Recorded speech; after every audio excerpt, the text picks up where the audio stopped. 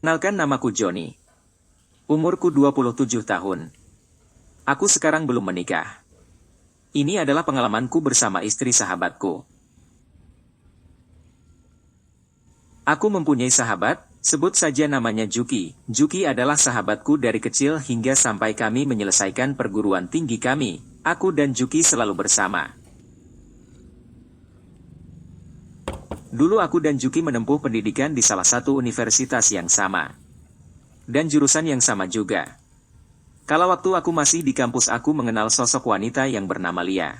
Lia adalah sosok gadis yang cantik. Dan dia adalah seorang wanita yang cukup mempunyai prestasi di kampusku. Kala itu aku mengenal Lia dari ospek yang diadakan oleh kampusku. Dan kala itu kami dibagi menjadi beberapa regu. Dan tak kusangka aku satu regu dengan Lia. Dari sejak awal aku melihat Lia, aku sudah tertarik dengannya dan ingin lebih mengenal dirinya. Kala itu aku dan anggota regu ospekku diberikan tugas di lapangan kampus. Aku mencoba untuk berkenalan dengannya. Kala itu aku berkenalan dengannya. "Hei, perkenalkan namaku Johnny," sambil aku mengulurkan tanganku kepada Lia. Lia pun membalas jabatanku. "Iya kak, namaku Lia, dari jurusan ekonomi," ujarnya. Semenjak itu aku dekat dengan Lia. Walaupun aku tidak satu jurusan dengannya. Aku selalu menjemputnya kalau aku ketika ingin berangkat ke kampusku. Kala itu aku memperkenalkan Lia dengan Juki sahabatku. Kala itu kami bertemu dengan Juki di kampus. "Perkenalkan Lia, ini Juki, sahabatku," ucapku kepada Lia. Lia pun berkenalan dengan Juki sahabatku. Semenjak itu aku, Juki, dan Lia selalu bersama. Layaknya seorang sahabat. Kami bertiga selalu bersama sampai kami menyelesaikan pendidikan kami. Singkat cerita, kala itu aku di rumah. Jujur aku ingin mengungkapkan rasaku kepada Lia selama ini, bahwa aku menyukainya dan ingin menjadikan Lia sebagai istriku.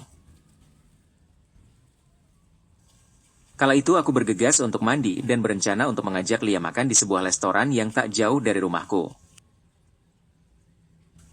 Setelah selesai mandi, aku pun mencoba mengirimkan pesan kepada Lia. "Lia, kamu sibuk gak sekarang?" Pesanku kepada Lia. Selang beberapa menit kemudian pesan WhatsAppku dibalas dengannya. "Lagi free.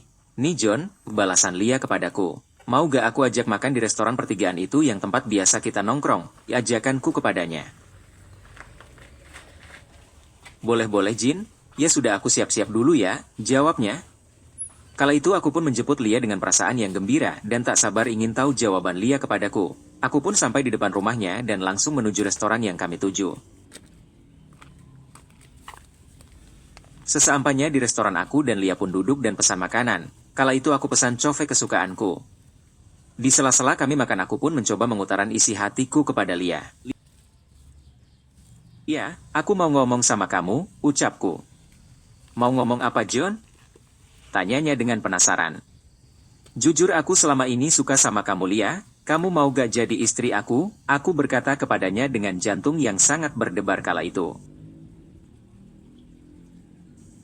"Maaf John, selama ini aku sudah menganggap kamu seperti kakakku sendiri. Maaf aku tidak bisa," ucapnya. Aku pun hanya terdiam dan sangat sedih mendengar hal itu. Aku hanya diam dan frustasi kala itu. Aku pun dengan tangan hampa seperti hidup tak ada artinya lagi. Beberapa minggu kemudian Juki ke rumahku dan memberitahuku bahwa ia mau menikah. Kala itu Juki di rumahku. Ia berkata kepadaku, "John, aku sebentar lagi mau menikah, kamu temenin aku ya nanti," ujarnya. "Wah, kamu ini diam-diam mau menikah aja? Emak ceweknya orang mana Juki?" ucapku kepada Juki. "Lia, yang sering bersama kita," ujar Juki kepadaku.